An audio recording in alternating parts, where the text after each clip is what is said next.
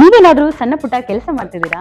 ಅದ್ರಲ್ಲಿ ನಿಮ್ಗೆ ಸಂಬಳ ಸಾಕಾಗ್ತಿಲ್ವಾ? ಇನ್ಕಮ್ ಏನು ಬರ್ತಿಲ್ವಾ? ಬರೋ ಸಂಬಳದಲ್ಲಿ ಜೀವನ ನಡ್ಸಕ್ ಆಗ್ತಿಲ್ವಾ? ಸೈಡ್ ಬಿಸ್ನೆಸ್ ಮಾಡಿ ಇನ್ಕಮ್ ಗಳಿಸೋ ಆಸೆ ಇದೆನಾ? ಹಾಗಾದ್ರೆ ಚಿಂತೆ ಬಿಟ್ಬಿಡಿ, ರಿಯಲ್ ಎಸ್ಟೇಟ್ ಬಿಸ್ನೆಸ್ಗೆ ಬನ್ನಿ. ಬಿಡುವಿನ ಸಮಯದಲ್ಲಿ ಇನ್ಕಮ್ ಜೊತೆಗೆ ಲಕ್ಷ ಲಕ್ಷ ಸಂಪಾದನೆ ಮಾಡಿಕೊಳ್ಳಿ. ನಿಮ್ ಜೀವನದಲ್ಲಿ ರಿಯಲ್ ಎಸ್ಟೇಟ್ ಹೊಸ ತಿರುವು ಕೊಡುತ್ತೆ. ರಿಯಲ್ ಎಸ್ಟೇಟ್ ಉದ್ಯಮದಲ್ಲಿ ಹೆಸರುವಾಸಿಯಾದ ಎಸ್ಆರ್ ಡೆವಲಪರ್ ಜೊತೆಗೆ ಕೈ ಜೋಡಿಸಿ. ಎಸ್ಆರ್ ಡೆವಲಪರ್ ಅವರು ಲೇಔಟ್ ನಿರ್ಮಾಣ ಮಾಡಿ ಸೈಟ್ ಸೆಲ್ಲಿಂಗ್ ಅಲ್ಲಿ ನಂಬರ್ 1 ಸರ್ವಿಸ್ ಕೊಡ್ತಾರೆ. ಡಾಕ್ಯುಮೆಂಟ್ ಪರ್ಫೆಕ್ಟ್ ಇರುತ್ತೆ, ನಿಮ್ ದುಡ್ಡಿಗೆ ಗ್ಯಾರಂಟಿ ಇರುತ್ತೆ, ನಿಮ್ ಫ್ಯೂಚರ್ ಸಹ ಚೆನ್ನಾಗಿರುತ್ತೆ. ಇವರ ಲೇಔಟ್ಗಳು ಇರುವ ಸ್ಥಳ ಲಿಂಗಸ್ಕೂರು, ಮಾನ್ವಿ, ಹಟ್ಟಿ, ಕವಿತಾಳ ಹಾಗೂ ಶಹಾಪುರ. ನೀವು ಯಾವ ಲೊಕೇಶನ್ ಆದ್ರೂ ಕೆಲಸ ಮಾಡಬಹುದು. ಒಂದು ಕರೆ ಮಾಡಿ ಅಥವಾ ಕಚೇರಿಗೆ ಭೇಟಿ ನೀಡಿ. ನೀವು ಒಳ್ಳೆ ಉದ್ಯಮದಲ್ಲಿ ಭಾಗಿಯಾಗಿ ನಿಮ್ಮ ಲೈಫ್ ನ ಲೀಡ್ ಮಾಡ್ಕೊಳ್ಳಿ. ಇಂದು ನಗರದ ಕೃಷಿ ವಿಜ್ಞಾನಗಳ ವಿಶ್ವವಿದ್ಯಾಲಯದ ಅಂತಾರಾಷ್ಟ್ರೀಯ ಅತಿಥಿ ಗೃಹದಲ್ಲಿ ಪತ್ರಿಕಾಗೋಷ್ಠಿಯನ್ನು ನಡೆಸಿ ಮಾತನಾಡಿದರು.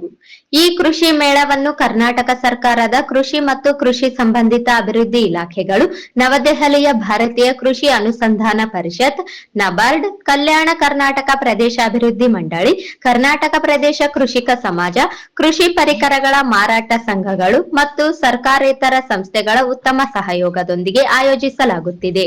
ಕಲ್ಯಾಣ ಕರ್ನಾಟಕ ಭಾಗದ 7 ಜಿಲ್ಲೆಗಳನ್ನೊಳಗೊಂಡಂತೆ ರಾಜ್ಯದ ಭೌಗೋಳಿಕ ಸ್ಥಿತಿಗಳಿಗೆ ಪೂರಕವಾಗಿರುವ ಕೃಷಿ ಪರಿಕರಗಳು ಇತ್ತೀಚಿನ ವರ್ಷಗಳಲ್ಲಿ ಹವಾಮಾನ ಬದಲಾವಣೆಗಳ ನಕಾರಾತ್ಮಕ ಪರಿಣಾಮಗಳನ್ನು ಸಾಕಷ್ಟು ಎದುರಿಸುತ್ತಿವೆ.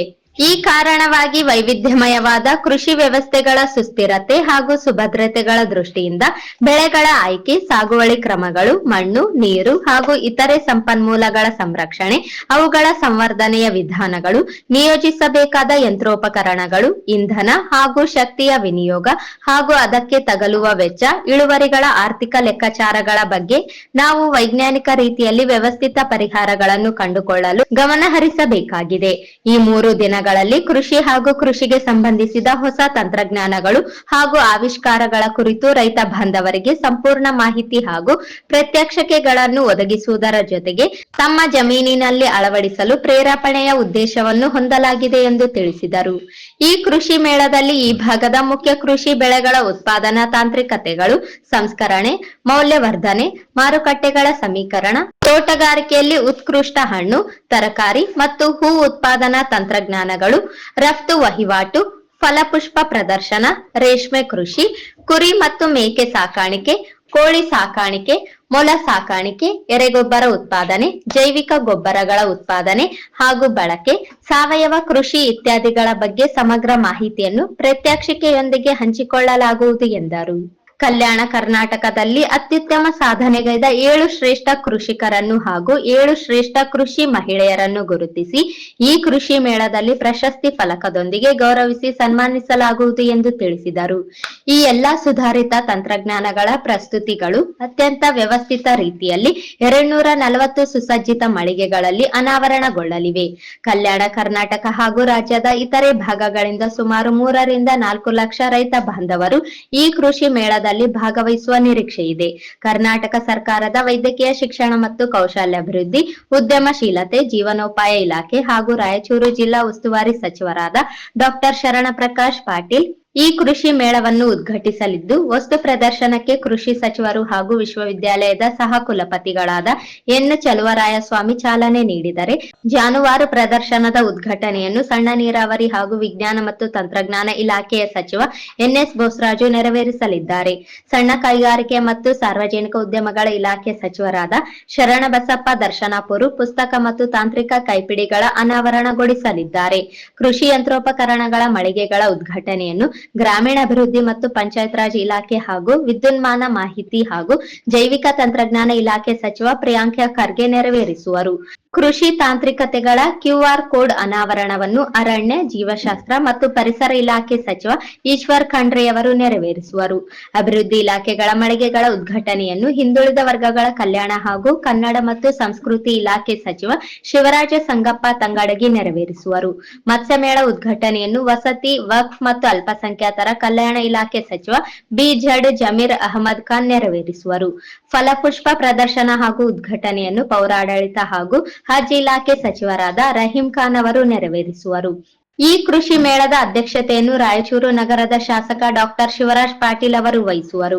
ಜೊತೆಗೆ ಕಲ್ಯಾಣ ಕರ್ನಾಟಕದ ಎಲ್ಲಾ ಜನಪ್ರತಿನಿಧಿಗಳು, ಸರ್ಕಾರದ ವಿವಿಧ ಇಲಾಖೆಗಳ ಅಧಿಕಾರಿಗಳು, ನಬಾರ್ಡ್, ಕಲ್ಯಾಣ ಕರ್ನಾಟಕ ಪ್ರದೇಶ ಅಭಿವೃದ್ಧಿ ಮಂಡಳಿ, ಕರ್ನಾಟಕ ಪ್ರದೇಶ ಕೃಷಿಕ ಸಮಾಜ, ಕೃಷಿ ಪರಿಕರಗಳ ಮಾರಾಟ ಸಂಘಗಳು, ಸರ್ಕಾರೇತರ ಸಂಸ್ಥೆಗಳನ್ನೊಳಗೊಂಡ ಎಲ್ಲಾ ಪ್ರತಿನಿಧಿಗಳು, ರಾಜ್ಯದಲ್ಲಿನ ಸಹ ಕೃಷಿ ವಿಶ್ವವಿದ್ಯಾಲಯದ ಕುಲಪತಿಗಳು, ನಮ್ಮ ವಿಶ್ವವಿದ್ಯಾಲಯದ ವ್ಯವಸ್ಥಾಪನಾ ಮಂಡಳಿಯ ಸದಸ್ಯರು, ಅಧಿಕಾರಿ ವೃಂದ, ಶಿಕ್ಷಕ ಶಿಕ್ಷಕೇತರ, ಕೃಷಿ ಕಾರ್ಮಿಕ ವೃಂದ ಮತ್ತು ವಿದ್ಯಾರ್ಥಿಗಳು ಸಕ್ರಿಯವಾಗಿ ಭಾಗವಹಿಸುವರು.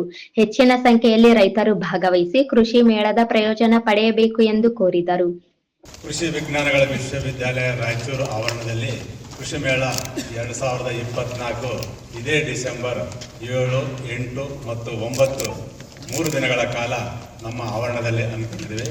ಈ ಕೃಷಿ ಮೇಳದ ಧ್ಯೇಯವಾಕ್ಯ ಅಂತಂದರೆ ಹವಾಮಾನ ವೈಪರೀತ್ಯಕ್ಕೆ ಸುಸ್ಥಿರ ಕೃಷಿ ಎನ್ನುವ ಶೀರ್ಷಿಕೆಯಡಿ ಈ ವರ್ಷದ ಕೃಷಿ ಮೇಳವನ್ನು ಹಮ್ಮಿಕೊಂಡಿದ್ದೀವಿ. ನಮ್ಮ ಕೃಷಿ ಮೇಳ ನಮ್ಮ ವಿಶ್ವವಿದ್ಯಾಲಯ ಮತ್ತು ಇತರೆ ಅಭಿವೃದ್ಧಿ ಇಲಾಖೆಗಳಾದ ಕೃಷಿ, ತೋಟಗಾರಿಕೆ, ಹೈನುಗಾರಿಕೆ ಮತ್ತು ರೇಷ್ಮೆ, ಅರಣ್ಯ, ಮೀನುಗಾರಿಕೆ ಹಾಗೂ ವಿವಿಧ ಖಾಸಗಿ ಕಂಪನಿಗಳ ಸಹಭಾಗಿತ್ವ, ಬೀಜ ಆಗಿರ್ಬೋದು, ಗೊಬ್ಬರ ಮತ್ತು ಯಂತ್ರೋಪಕರಣಗಳ ಒಂದು ಮಾಲೀಕರ ಒಂದು ಸಹಭಾಗಿತ್ವದಲ್ಲಿ ಈ ಒಂದು ಕೃಷಿ ಮೇಳವನ್ನು ಹಮ್ಮಿಕೊಂಡಿದ್ದೀವಿ. ಇದರ ಜೊತೆಗೆ ವಿವಿಧ ವಿಶ್ವವಿದ್ಯಾಲಯಗಳು ಮತ್ತು ಐಸಿಆರ್ನ ಸಂಸ್ಥೆಗಳು ಮತ್ತು ನಬಾರ್ಡ್ ಸಂಸ್ಥೆಯ ಒಂದು ಸಹಯೋಗದೊಂದಿಗೆ ಈ ಒಂದು ಕೃಷಿ ಮೇಳವನ್ನು 3 ದಿನಗಳ ಕಾಲ ನಮ್ಮ ಆವರಣದಲ್ಲಿ ಹಮ್ಮಿಕೊಂಡಿದ್ದೀವಿ. ಮೊದಲನೇ ದಿನದ ಒಂದು ಕೃಷಿ ಮೇಳವನ್ನು ನಮ್ಮ ಶಿವಕುಮಾರ್ ಸ್ವಾಮೀಜಿ ಆಗಿರ್ತಕ್ಕ ಕೊಪ್ಪದಗುಡ್ಡ ಶಿವಕುಮಾರ್ ಸ್ವಾಮೀಜಿ ಅವರ ದಿವ್ಯ ಸಾನ್ನಿಧ್ಯದಲ್ಲಿ ಮತ್ತು ಗೋಪೂಜೆಯ ಮುಖಾಂತರ ನಾವು ಅದನ್ನು ಉದ್ಘಾಟನೆ ಮಾಡಲಿದ್ದೇವೆ. ನಂತರ ಅದು ವೇದಿಕೆ ಕಾರ್ಯಕ್ರಮದಲ್ಲಿ ಅವರ ಒಂದು ಹಿತವಚನಗಳು ಮತ್ತು ನಮ್ಮ ವಿಜ್ಞಾನಿಗಳು ಮತ್ತು ಶ್ರೇಷ್ಠ ಕೃಷಿಕ ಮತ್ತು ಕೃಷಿಕ ಮಹಿಳೆಯರ ಪ್ರಗತಿಪರ ಕೃಷಿಕರು ನೇರವಾಗಿ ರೈತರೊಡನೆ ಚರ್ಚೆ ಮಾಡಲಿದ್ದಾರೆ. 2ನೇ ದಿನ ಉದ್ಘಾಟನಾ ಭಾಷಣವನ್ನು ಹಮ್ಮಿಕೊಂಡಿದ್ದೇವೆ. ಮುಖ್ಯವಾಗಿ ನಮ್ಮ ಸನ್ಮಾನ್ಯ ಕೃಷಿ ಸಚಿವರು ಮತ್ತು ಜಿಲ್ಲಾ ಉಸ್ತುವಾರಿ ಸಚಿವರು ಮತ್ತು ಬೋಸರಾಜ್ ಸಾಹೇಬರು ಮತ್ತು ದರ್ಶನಾಪುರ ಅನೇಕ ನಮ್ಮ 7 ಜಿಲ್ಲೆಗಳ ಉಸ್ತುವಾರಿ ಸಚಿವರು ಆಗಮಿಸಿದ್ದೀವಿ. ಅವರು ಬರಲಿದ್ದಾರೆ. ಅದು ನಂತರ ನಮ್ಮ ವೇದಿಕೆ ಕಾರ್ಯಕ್ರಮ ಮತ್ತು ಶ್ರೇಷ್ಠ ಕೃಷಿಕ ಮತ್ತು ಶ್ರೇಷ್ಠ ಕೃಷಿಕ 7 ಜಿಲ್ಲೆಗಳ ಅವರ ಒಂದು ಬಹುಮಾನವನ್ನು ನೀಡಲಾಗಿದೆ. ನಂತರ ಕೊನೆಯ ದಿನ ನಮ್ಮ ವಿಜ್ಞಾನಿಗಳ ಜೊತೆಗೆ ಚರ್ಚೆ. ಈ ಒಂದು ಕೃಷಿ ಮೇಳ ಅಂತಂದರೆ ಒಂದೇ ಸೋರಿನಡಿ ಎಲ್ಲ ರೈತರ ಸಮಸ್ಯೆಗಳಿಗೆ ಉತ್ತರ ಕೊಡ್ತಕ್ಕಂಥ ವೇದಿಕೆ ಅಂದರೆ ಕೃಷಿ ಮೇಳ. ಸೊ ರೈತರ ಬಿತ್ತನೆಯಿಂದ ಹಿಡಿದು ಭೂಮಿ ಸಿದ್ಧತೆಯಿಂದ ಹಿಡಿದು ನಾಟಿ, ಕಳೆ ನಿಯಂತ್ರಣ, ನೀರು ಗೊಬ್ಬರ ನಿರ್ವಹಣೆ ಮತ್ತು ಕಟಾವು, ಸಂಸ್ಕರಣೆ ಮತ್ತು ಮಾರ್ಕೆಟ್ ಎಲ್ಲದರ ಬಗ್ಗೆನೂ ಒಂದೇ ಸೋರಿನಡೆಗೆ ರೈತರಿಗೆ ಮಾಹಿತಿ. ಮುಖ್ಯವಾಗಿ ಹೇಳ್ಬೇಕಂದ್ರೆ ನಮ್ಮ ಆವರಣದಲ್ಲಿ ಈಗ ಸಾವಯವ ಕೃಷಿ, ಸಮಗ್ರ ಕೃಷಿ ಮತ್ತು ಸಿರಿಧಾನ್ಯಗಳ ಮೌಲ್ಯವರ್ಧನೆ, ಅದರ ವ್ಯಾಲ್ಯೂ ಅಡಿಷನ್ನು ಮತ್ತು ಒಂದು ಮೌಲ್ಯವರ್ಧನೆ ಒಂದು ಪಾರ್ಕ್ ಸಹ ನಮ್ಮ ಇದರಲ್ಲಿ ನಿರ್ಮಾಣ ಆಗಲಿದೆ. ಮತ್ತು ವಿವಿಧ ರೀತಿಯ ತಿನಿಸುಗಳು, ಅದರ ಅಕ್ಕಿಯಿಂದ ಆಗಿರ್ಬೋದು, ಸಿರಿಧಾನ್ಯದಿಂದ ಆಗಿರ್ಬೋದು, ಹಿಟ್ಟು ತಯಾರಿಕೆ ಮತ್ತು ಚಕ್ಲಿ ಮತ್ತು ಹಪ್ಪಳ, ಸಂಡಿಗೆ ಮತ್ತು ಇನ್ನು ಶಾವಿಗೆ, ಇನ್ನು ಅನೇಕ ತಿನಿಸುಗಳು ನಾವು ಪ್ರಾತ್ಯಕ್ಷತೆ ಮತ್ತು ಇತರ ಬೆಳೆಗಳು, ಹಟ್ಟಿಯಲ್ಲಾಗಿರ್ಬೋದು, ಬೇರೆ ಬೇರೆ ಬೆಳೆಗಳಲ್ಲಿ ತಳಿಗಳ ಬಗ್ಗೆ ಮಾಹಿತಿ ಮತ್ತು ನಮ್ಮ ಕನ್ಸಲ್ಟೆನ್ಸಿ ಸೆಲ್ಲನ್ನು ನಮ್ಮ ವಿಶ್ವವಿದ್ಯಾಲಯದ 3 ದಿನಗಳ ಕಾಲ ಎಲ್ಲ ನುರಿತ ವಿಜ್ಞಾನಿಗಳ ನೇರ ಚರ್ಚೆ, ರೈತರು ಮತ್ತು ರೈತರಿಂದ ಮತ್ತು ವಿಜ್ಞಾನಿಗಳಿಂದ ಎಲ್ಲ ಅವರ ಸಮಸ್ಯೆಗಳಿಗೆ ನೇರವಾಗಿ ಚರ್ಚೆ ಮಾಡ್ತಕ್ಕಂಥ ಒಂದು ವೇದಿಕೆಯನ್ನು ನಾವು ಮಾಡಿದ್ದೀವಿ. ಇದರ ಲಾಭವನ್ನು ಎಲ್ಲ ಸಮಸ್ತ ನಾಗರಿಕರು ಮತ್ತು ರೈತಾಪಿಗಳು ಮತ್ತು ವಿದ್ಯಾರ್ಥಿಗಳು ಒಂದು ಹೆಚ್ಚಿನ ಸಂಖ್ಯೆಯಲ್ಲಿ ಭಾಗವಹಿಸಿ ಮತ್ತು ತಮ್ಮ ಸಹಕಾರ ಬಹಳ ಮುಖ್ಯವಾಗಿ, ಯಾಕಂದರೆ ನಂತರ ಸಂಶೋಧನಾ ನಿರ್ದೇಶಕ ಡಾಕ್ಟರ್ ಬಿ.ಕೆ. ದೇಸಾಯಿ ಅವರು ಕೃಷಿ ವಿಜ್ಞಾನಗಳ ವಿಶ್ವವಿದ್ಯಾಲಯದಲ್ಲಿ ರೈತರ ಹಿತ ಕಾಯುವುದಕ್ಕಾಗಿ ನಡೆಸುತ್ತಿರುವ ಸಂಶೋಧನೆಗಳನ್ನು ಸವಿಸ್ತಾರವಾಗಿ ವಿವರಿಸಿದರಲ್ಲದೆ ರೈತ ಹಾಗೂ ವಿಶ್ವವಿದ್ಯಾಲಯಗಳ ನಡುವಿನ ಕಾರ್ಯಚಟುವಟಿಕೆಗಳ ಕುರಿತು ಪತ್ರಕರ್ತರು ಕೇಳಿದ ಪ್ರಶ್ನೆಗಳಿಗೆ ಸುದೀರ್ಘವಾಗಿ ಉತ್ತರಿಸಿದರು. ಈ ಮೇಳವು ಹವಾಮಾನ ಆಧಾರಿತ ಕೃಷಿಗೆ ಒತ್ತು ನೀಡಿದ್ದು ಅತಿವೃಷ್ಟಿ, ಅನಾವೃಷ್ಟಿ ಹಾಗೂ ಮತ್ತಿತರ ಪ್ರಕೃತಿ ವಿಕೋಪ ಪರಿಸ್ಥಿತಿಗಳಿಂದ ಒದಗುವ ವ್ಯತಿರಿಕ್ತ ಪರಿಣಾಮಗಳಿಗೆ ಸಂಪನ್ಮೂಲಗಳನ್ನು ಎಡೆ ಮಾಡದೆ ದಕ್ಷತಾಪೂರ್ಣವಾಗಿ ಅವುಗಳನ್ನು ಬಳಸುವ, ಆರ್ಥಿಕ ಸಾಧುವೆನಿಸುವ, ಬದಲಾಗುವ ಬೇಡಿಕೆಗಳನ್ನು ಈಡೇರಿಸುವ ಹಾಗೂ ಬದಲಾಗುತ್ತಿರುವ ಸಾಮಾಜಿಕ ಆರ್ಥಿಕ ಪರಿಸರಗಳಲ್ಲಿ ಭರವಸೆ ಹುಟ್ಟಿಸುವ ಆಶಾದಾಯಕ ತಂತ್ರಜ್ಞಾನಗಳ ಮಾಹಿತಿ ಹಾಗೂ ಪ್ರಾತ್ಯಕ್ಷಿಕೆಗೆ ಒತ್ತು ನೀಡಲಾಗುತ್ತಿದೆ. ಇದಕ್ಕೆ ಪೂರಕವಾಗುವಂತೆ ನೀರಾವರಿ ಹಾಗೂ ಕೃಷಿ ಪ್ರದೇಶಗಳಿಗೆ ಹೊಂದಿಕೊಳ್ಳುವ ಸಮಗ್ರ ಕೃಷಿ ಪದ್ಧತಿಗಳ ಮಾದರಿಗಳನ್ನು ಈ ಮೇಳಕ್ಕೆ ಭೇಟಿ ನೀಡುವ ರೈತ ಬಾಂಧವರು ವೀಕ್ಷಿಸಬಹುದಾಗಿದೆ. ಹೀಗೆ ಕೃಷಿ ಕ್ಷೇತ್ರದಲ್ಲಿ ಉಂಟಾಗುವ ಅನಿಶ್ಚಿತೆಯ ಸವಾಲುಗಳಿಗೆ ಈ ಕೃಷಿ ಮೇಳವು ಪರಿಹಾರವನ್ನು ಒದಗಿಸಲಿದೆ ಎಂದು ವಿವರಿಸಿದರು. ಒಳನಾಡು ಮೀನುಗಾರಿಕೆ, ಅಲಂಕಾರಿಕ ಮೀನು ಸಾಕಾಣಿಕೆ, ಮೀನಿನ ಖಾದ್ಯ ಸಂಸ್ಕರಣೆ ಹಾಗೂ ಮೌಲ್ಯವರ್ಧನೆಗಳನ್ನೊಳಗೊಂಡ ಮತ್ಸ್ಯ ಮೇಳವು ಕೂಡ ಭಾಗವಾಗಿದ್ದು ಉತ್ತಮ ಮಾಹಿತಿ ಹಾಗೂ ಅನುಭವ ಪಡೆಯಬಹುದಾಗಿದೆ. ಆಹಾರ ಭದ್ರತೆಯ ಕುರಿತಾದ ಗುರುತರ ಮಾಹಿತಿ ನೀಡಲು ಒತ್ತು ನೀಡಲಾಗಿದ್ದು ಈ ಮೇಳಕ್ಕೆ ಭೇಟಿ ನೀಡುವ ರೈತರು ಸುಸ್ಥಿರ ಕೃಷಿ ಪರಿಕಲ್ಪನೆಯನ್ನು ಅಳವಡಿಸಿ ಸಮಗ್ರವಾಗಿ ಅಭಿವೃದ್ಧಿ ಹೊಂದಲು ಪ್ರೇರಣೆದಾಯಕವಾಗಬಲ್ಲ ಈ ಮೇಳವು ಅತ್ಯಂತ ವೈಶಿಷ್ಟ್ಯವಾಗಿದೆ. ಸಮಗ್ರ ಕೃಷಿಯಲ್ಲಿ ಅತ್ಯುತ್ತಮ ಸಾಧನೆಗೈದ ಪ್ರಗತಿಪರ ರೈತರನ್ನು ಆಹ್ವಾನಿಸಲಾಗುತ್ತಿದ್ದು ಅವರೊಂದಿಗೆ ಸಾವಯವ ಹಾಗೂ ನೈಸರ್ಗಿಕ ಕೃಷಿ, ಸಿರಿಧಾನ್ಯಗಳ ಉತ್ಪಾದನೆ ಮತ್ತು ಸಂಸ್ಕರಣೆ, ಕೃಷಿ ಉತ್ಪಾದನೆ ಹೆಚ್ಚಿಸುವಲ್ಲಿ ರೈತರಿಗೆ ಸುಧಾರಣೆಗೊಂಡ ಕೌಶಲ್ಯಪೂರ್ಣ ಕ್ರಮಗಳ ಪದ್ಧತಿಗಳು, ಹೈನುಗಾರಿಕೆ, ಮೀನುಗಾರಿಕೆ ಮತ್ತು ಕೃಷಿ ಯಂತ್ರೀಕರಣ, ನೀರಾವರಿ, ಜಲ ಸಂರಕ್ಷಣೆ, ಹವಾಮಾನ ವೈಪರೀತ್ಯಗಳ ಬಗ್ಗೆ ವೈವಿಧ್ಯ ಅನುಭವಗಳನ್ನು ರೈತರಿಂದ ರೈತರಿಗೆ ಕಾರ್ಯಕ್ರಮದಡಿ ಗೋಷ್ಠಿಗಳಲ್ಲಿ ಭಾಗವಹಿಸುವ ಮೂಲಕ ಪಡೆಯಬಹುದಾಗಿದೆ. ಮತ್ತು 2009ರಿಂದ ಪ್ರಾರಂಭವಾದಾಗಿನಿಂದ ನಮ್ಮ ಕೃಷಿ ವಿಜ್ಞಾನ ವಿಶ್ವವಿದ್ಯಾಲಯದಲ್ಲಿ ಸುಮಾರು 54 ಹೊಸ ತಳಿಗಳನ್ನು ಬಿಡುಗಡೆ ಮಾಡಿದ್ದೇವೆ. ಆ ಒಂದು 54 ಹೊಸ ತಳಿಗಳಲ್ಲಿ ಮುಖ್ಯವಾಗಿ ನಮಗೆ ಈ ಭಾಗದ ಮುಖ್ಯ ಬೆಳೆಗಳಾದ ಭತ್ತ, ಹತ್ತಿ, ತೊಗರಿ, ಹೆಸರು, ಕಡಲೆ, ಶೇಂಗಾ, ಸೂರ್ಯಕಾಂತಿ ಇನ್ನಿತರ ಬೆಳೆ, ಮತ್ತು ಮುಖ್ಯವಾಗಿ ನಮ್ಮ ಸಿರಿಧಾನ್ಯಗಳಂತೇನು ಹೇಳ್ತೀವಿ, ಸಿರಿಧಾನ್ಯಗಳ ಕೂಡ ಒಂದು ಹೆಚ್ಚಿನ ಒಂದು ಒತ್ತು ಕೊಟ್ಟು ಆ ಒಂದು ತಳಿಗಳನ್ನು ಕೂಡ ನಾವು ಬಿಡುಗಡೆ ಮಾಡಿದ್ದೇವೆ. ಇಲ್ಲಿ ಒಂದು ವಿಶೇಷತೆ ಏನಂದರೆ ಕೊರಲೆ ಬೆಳೆ, ಅಂದರೆ ಕೊರಲೆ ಬೆಳೆಯ ತಳಿಯನ್ನು ಮೊಟ್ಟ ಮೊದಲಿಗೆ 2023ರಲ್ಲಿ ಯಾವ ವಿಶ್ವವಿದ್ಯಾಲಯ ಬಿಡುಗಡೆ ಮಾಡಿದ್ದಿಲ್ಲ.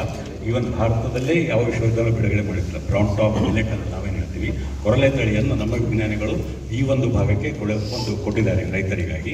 ಸೊ ಎಲ್ಲ ಸಿರಿಧಾನ್ಯಗಳ ತಳಿಗಳನ್ನು ಕೂಡ ಬಿಡುಗಡೆ ಮಾಡಿದ್ದಾರೆ ಮತ್ತು ಸುಮಾರು 600 ತಂತ್ರಜ್ಞಾನಗಳನ್ನು ಅಭಿವೃದ್ಧಿಪಡಿಸಲಾಗಿದೆ.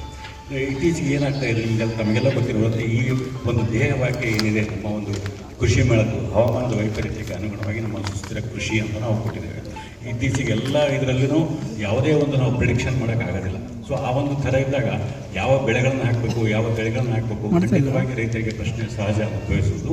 ಸೊ ಆ ದೃಷ್ಟಿಯಲ್ಲಿ ನಮ್ಮ ವಿಶ್ವವಿದ್ಯಾಲಯದಿಂದ ಕಳೆದ ವರ್ಷ KRG 88 ಅಂತ ಹೇಳಿ NAM 88 ಅಂತ ತೊಗರಿ ಬೆಳೆಯಲ್ಲಿ ಹೊಸ ತಳಿಯನ್ನು ಬಿಡುಗಡೆ ಮಾಡಿದ್ದೇವೆ. ಇದು ನಮ್ಮ TS 3R ಅಂತ ಏನಿದೆ, ಇದುವರೆಗೆ ಭಾಳ ಒಳ್ಳೆಯ ತಳಿ TS 3R ಕೂಡ. GRG 11 ಇದೆ, 152 ಇದೆ. ಆ ತಳಿಗಳಿಗಿಂತ ಇದು ಒಂದು 10 ದಿನ ಬೇಗ ಮಾಗುತ್ತೆ. 10 ದಿನ ಬೇಗ ಮಾಗೋದ್ರಿಂದ ಏನಾಗ್ತದೆ, ಯಾವುದೇ ಒಂದು ರೋಗ ಮತ್ತು ಕೀಟ ಬಾಧೆಗೆ ತುತ್ತಾಗೋದಿಲ್ಲ, ಬೇಗ ಕೈಗೆ ಬರ್ತದೆ ನಮ್ಮ ರೈತರಿಗೆ. ಸೊ ಆ ಒಂದು ದೃಷ್ಟಿಯಿಂದ ಇದು ಕೂಡ ಇದೆ. ಮತ್ತು ಜೋಳದಲ್ಲಿನೂ ಬಿಡುಗಡೆ ಮಾಡಿದ್ದೇವೆ ನಾವು. ಹತ್ತಿಯಲ್ಲಿ ಸುಮಾರು ತಳಿಗಳನ್ನು ನಾವು ಬಿಡುಗಡೆ ಮಾಡಿದ್ದೇವೆ. ಮತ್ತು ಇನ್ನೂ ಒಂದು ವಿಶೇಷ ಅಂದರೆ ಗಂಗಾವತಿಯಲ್ಲಿ ನಾವು GNB 1109 ಅಂದರೆ ಚುರುಮುರಿ ಮಂಡಕ್ಕಿ, ಅಂದರೆ ಚುರುಮುರಿ ಆ ಕಡೆಯಿಂದ ಯಾರಾದರೂ ಅಂದರೆ ವಾಣಿಜ್ಯ ಹೆಚ್ಚು ಬೇಕಾಗಿದ್ದಾಗ ಆ ಒಂದು ಅಂದರೆ ಎಲ್ಲ ದೃಷ್ಟಿಯಿಂದಲೂ ನಾವು ನೋಡಬೇಕಾಗ್ತದೆ. ಬರೀ ಅಕ್ಕಿ ಒಂದು ಇರಲ್ಲ, ಎಲ್ಲ ದೃಷ್ಟಿಯಿಂದ ನಾವು ನೋಡಬೇಕಾಗ್ತದೆ ಅಂಥೇಳಿ ಎಲ್ಲ ಒಂದು ದೃಷ್ಟಿಯಿಂದ ಇಟ್ಟುಕೊಂಡು ನಮ್ಮ ರೈತರು ಬಿಡುಗಡೆ ಮಾಡಿದ್ದಾರೆ.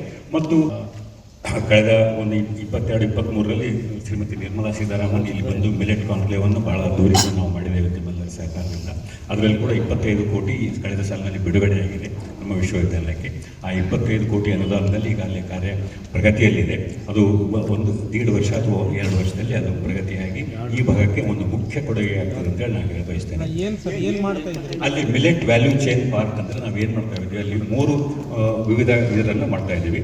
ಒಂದನೇದಾಗಿ ಮಿಲೆಟನ್ನು ನಮ್ಮ ರೈತರು ಯಾವ್ಯಾವ ಉತ್ತೇಜಿಸುವುದು ಮತ್ತು ಅದರಲ್ಲಿ ಸಂಶೋಧನೆ, ಮುಖ್ಯವಾಗಿ ನಾ ಏನು ಹೇಳಿದಿಲ್ಲ ತಳಿಗಳನ್ನು, ಆ ಒಂದು ಭಾಗಕ್ಕೆ ಎಲ್ಲ ರೈತರನ್ನು ಆಯ್ದುಕೊಂಡು ಆಯಾ ರೈತರಿಗೆ ಅದನ್ನು ಕೊಟ್ಟು ಅದನ್ನು ಮಾಡೋದು. ಆಮೇಲೆ ಸಂಸ್ಕರಣೆ ಮಾಡೋದು.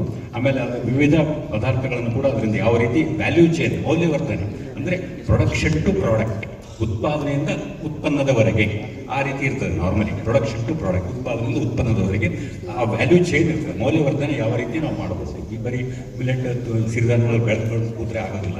ಅದು ಯಾವ ರೀತಿ ಮೌಲ್ಯವರ್ಧನೆ ಮಾಡಬಹುದು, ಅದರಿಂದ ಬೀಜೋತ್ಪಾದನೆ ಮಾಡಬಹುದು. ಆ ರೀತಿ ಎಲ್ಲವೂ ಅದು ಮಿಲೆಟ್ ಬಗ್ಗೆ ಏನೇ ಬೇಕಾದರೂ ಖಂಡಿತ ಇಡೀ ಭಾರತದಲ್ಲಿ ನಮ್ಮ ಕಡೆ ನೋಡಬೇಕು ಅಂತೇಳಿ ನಮ್ಮ ಒಂದು ಆಶಯವಾಗಿದೆ. ಈ ಸಂದರ್ಭದಲ್ಲಿ ಸಂಶೋಧನಾ ನಿರ್ದೇಶಕ ಬಿಕೆ ದೇಸಾಯಿ, ಕೃಷಿ ಮೇಳ ಅಧ್ಯಕ್ಷ ಹಾಗೂ ವಿಸ್ತರಣಾ ನಿರ್ದೇಶಕ ಡಾಕ್ಟರ್ ಎನ್ ಶಿವಶಂಕರ್, ಸ್ನಾತಕೋತ್ತರ ವಿಭಾಗದ ಡೀನ್ ಡಾಕ್ಟರ್ ಗುರುರಾಜ ಸುಂಕದ, ಸಹ ವಿಸ್ತರಣಾ ನಿರ್ದೇಶಕ ಡಾಕ್ಟರ್ ಎಆರ್ ಕುರುಬರ, ಸಹ ಸಂಶೋಧನಾ ನಿರ್ದೇಶಕ ಡಾಕ್ಟರ್ ಅಮರೇಗೌಡ, ಸಹ ಸಂಪಾದಕರಾದ ಬಸವರಾಜ ಹುಲಗೂರ ಸೇರಿದಂತೆ ಇನ್ನಿತರರು ಇದ್ದರು.